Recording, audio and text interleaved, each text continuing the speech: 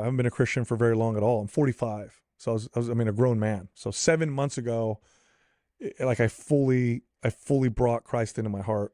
And that has changed me in ways that can only be described as supernatural. I can't explain. I've worked on behavior change with clients and people. I became an expert on behavior change around nutrition, around exercise, around body image. That's why we have the podcast, what I talk about. I've done my own searching. I've gone to therapists. I've done ketamine therapy, twice, went through that twice. And, you get benefits. You see some change. You see some, you learn things about yourself and why you operate the way you do and your own behaviors and all that stuff. The changes I see in myself, the changes other people see in me over the last 7 months, again, supernatural is the word that I want to use. It's crazy and it's wild.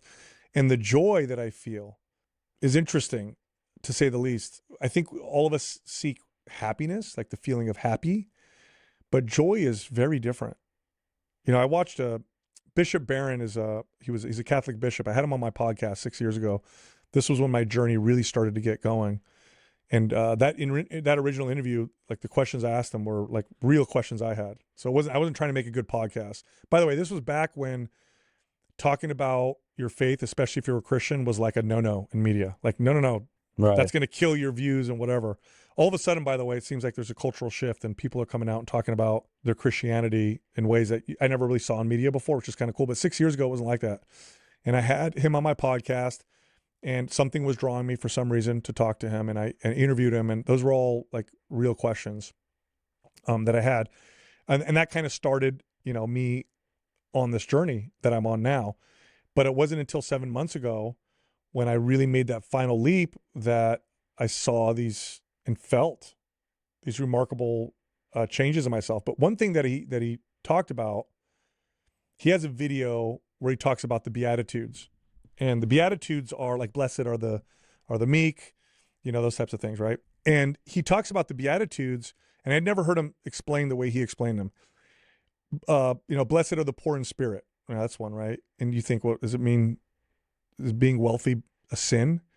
Blessed are the meek. Is being strong a sin? Like, this is weird, but that's not what they mean. What they mean is, how blessed are you if you don't worship money, if you don't worship power, if you don't worship honor or fame, if you don't worship wealth or pleasure. And so that's the Beatitudes. And so I was like, wow, that's profound. Okay, that makes a lot of sense. And then what he does in the video is it cuts, and he's standing in front of a very old painting of Christ on the cross. And it's one of those old paintings where, if you look at the old ones, they really depict the realism of what it was like, the gruesome look. I mean, somebody who actually gets crucified, it would be a terrible thing to see, right? He's got nails in his hands and he's covered in blisters and he's cut, and he points to him and he says, here is Christ on the cross. Power, he has none. Pleasure, he's at the limits of human pain and despair. And he's literally going down the Beatitudes, and Jesus on the cross is ridiculed and shamed and beaten and killed and stripped of everything. And yet he's doing his Father's will. And he said, if this is correct, then this is a picture of joy. And that's when it occurred to me, when you see people who do things like volunteer their time and energy to help others, or, stretch themselves, and you're like, but they find joy in it. Joy is present when you're tired. It's present when you're sad. It's present when you're stressed. It's different than happiness. And I felt that. And I feel that now, and I never felt that before. So I could be exhausted. I could be stressed. I could be sick and yet feel joyful. It's a way different feeling than happiness. It's something that's, it's hard to explain. It's fulfilling. So I think your audience, and even me, like as somebody who's been your friend for years, they looked at you before all of this. They're like, oh, like Sal's got it together. I know you've been through divorce and you've had trouble with that and stuff with body image that you've talked about. But generally speaking, you seem like somebody that like has your stuff completely together, financially, professionally, personally and stuff. What were some of the demons you were battling, like behind closed doors, that led you down this path of spirituality? First off, someone might have it together based on the standards of the world, but that doesn't mean they have it together. I now understand that, we were created to walk with God, to accept him and have him guide you and to submit to his will, not yours, because you don't know what the hell you want. You think you do. That's what we're made for. When you move away from that, you feel that hole, that emptiness. And what do you try to do? You try to fill it with what the world tells you makes you happy. What does the world tell you? Hey, man, you make a lot of money, you're going to be real happy. Hey, man, you got a perfect body, you're going to be real happy. Hey, if you bang a bunch of chicks, you're going to be really happy. Hey, if you take this drug because it makes you feel good, that's going to make you happy. Hey, drive fast cars. Hey, whatever. So where's my evidence? Look at the suicide rate with celebrities. Right. These are rich, good looking, tons of women, tons of sex, tons of drugs, tons of party, tons of fame. Why would they commit suicide? What is going on? Why are they, what is it that why is it so painful? Well, what's painful is because they get all the worldly things and they're left with despair. So what were my demons? I mean, everybody has theirs, but my specific ones were, well, first off, I felt uncomfortable in my own skin. It was hard for me to be honest, just across the board, even with myself. So very easy for me to just lie to myself about how I feel about something or whatever. Prayer is the most honest thing I've ever done in my life. Like, you pray to God, he knows everything. So it's like you start to pray and you start to be like, oh wait, that's not true. Wait, that's not true. He knows. What am I doing? Right. And the vulnerability comes out. I had specific issues with lust. Lust was something that I struggled with for a long time.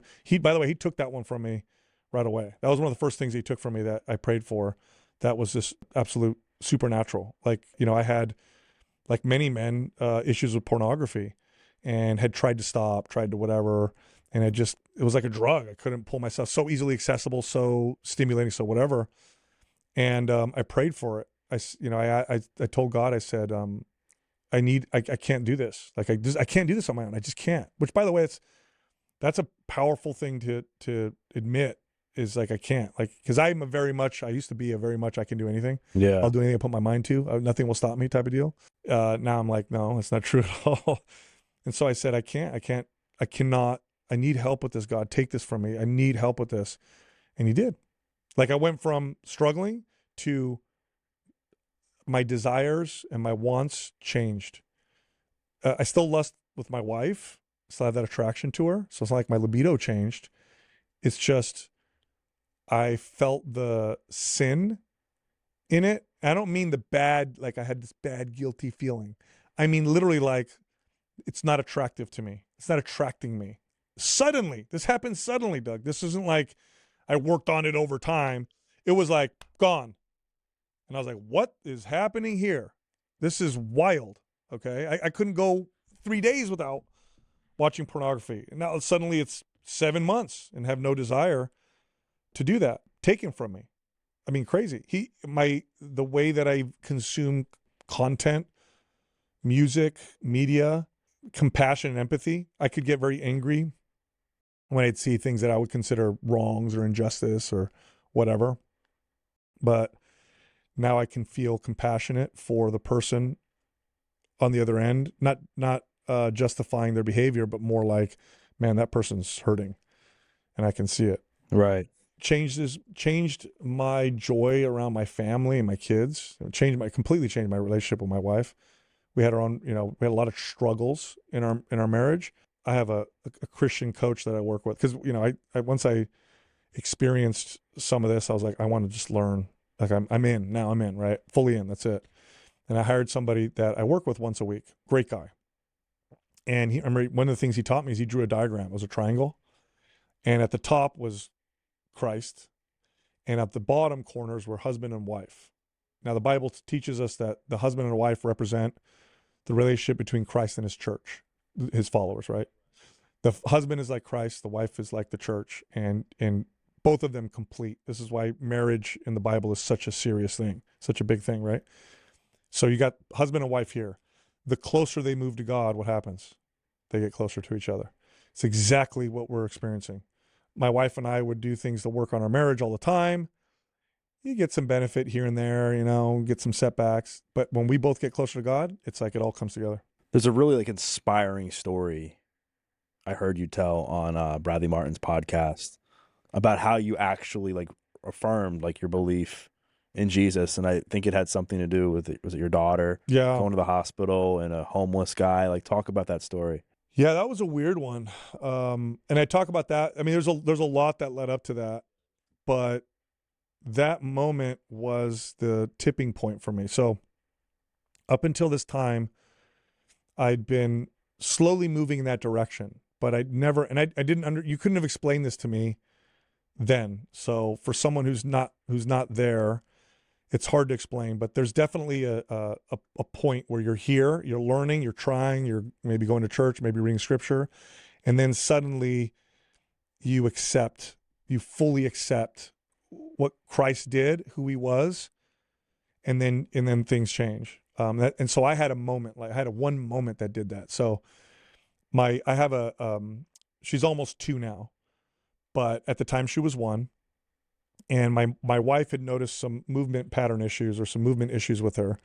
And she thought, maybe we should get this checked out. Nothing major, but there was just some things she did that, an intuitive mom, my wife's very intuitive. It's like, let's get this checked out. Let's just make sure. So she took her to the pediatrician. Pediatrician looked at her and said, I think she's okay, but let's have you take her to a neurologist. Let's have a neurologist look at her. Just make sure, rule out any neurological issues. So my wife took her to the neurologist, and the neurologist did her assessment. Towards the end of the assessment, my daughter, she would do this thing where she'd straighten her legs out. And there was something about it that got the neurologist a little bit like, And she said, it's probably not this, but we may want to check her out for something called spinal tethering. And spinal tethering is when the spine attaches low on the sacrum. And as the child grows, it stretches the spinal cord and you lose function. And if you catch it early enough, oftentimes you can operate and prevent that from happening or reduce some of the damage.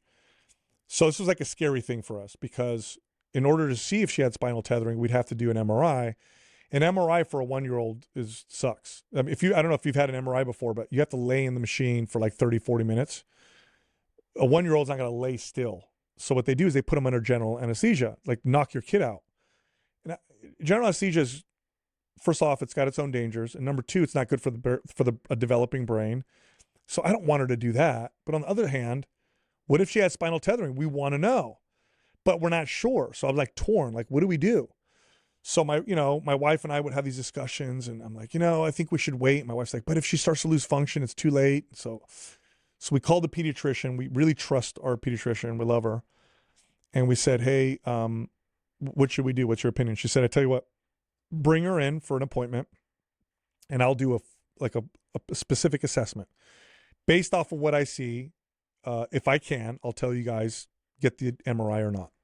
So we said, okay, maybe that'll bring us some clarity. So we booked the appointment. So the day of the appointment comes and I'm driving to the pediatrician's office. And my wife was on her way. We drove separately. And in my car, for the first time, I started praying out loud. I'd never really done that before. Up until this point, my prayer was in my head.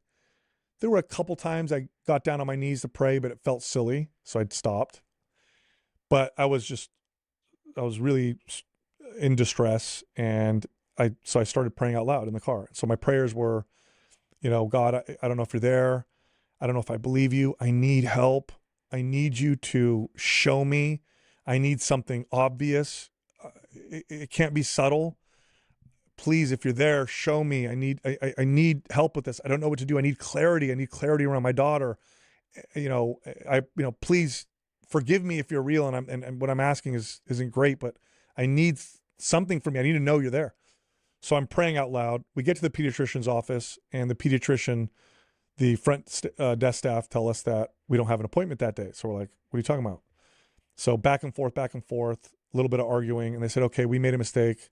We'll see her later today. We'll squeeze her in later today. So now I'm annoyed, a little irritated. She goes home. I drive here to work because we have to record a podcast. So I'm driving here and I'm praying again. Same thing. God, if you're there, I need to see. I need something obvious. I need help. I need clarity. And I'm talking. I've never done this before. I'm talking out loud.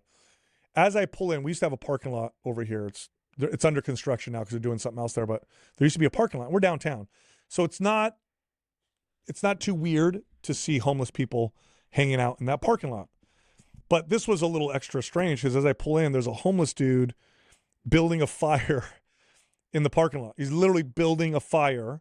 He's got a mattress next to him. His buddy's passed out on the mattress, and he's like, you know, you see homeless people, and then you see some really, really disturbed, you know, mentally ill ones. That was him. Like he's doing this over the fire, and at this point, you know, it's just like the burnt wood, and his hands are in it. His hands are black, and he's got markings up and down his face, and crazy hair. And I don't remember what he was wearing. It was like he had like a tutu and like a bunch of other things on.